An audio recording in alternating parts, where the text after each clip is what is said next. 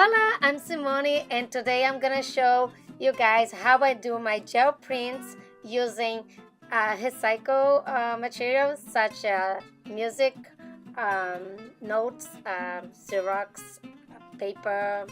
I also use dolly, and you can use half a dolly, and you can use all kind of different paper, stencils.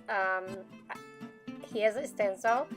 Any kind of stencil works, acrylic paint and alcohol ink. So let's give a try, and I hope you guys like it. Thank you so much for supporting my artwork.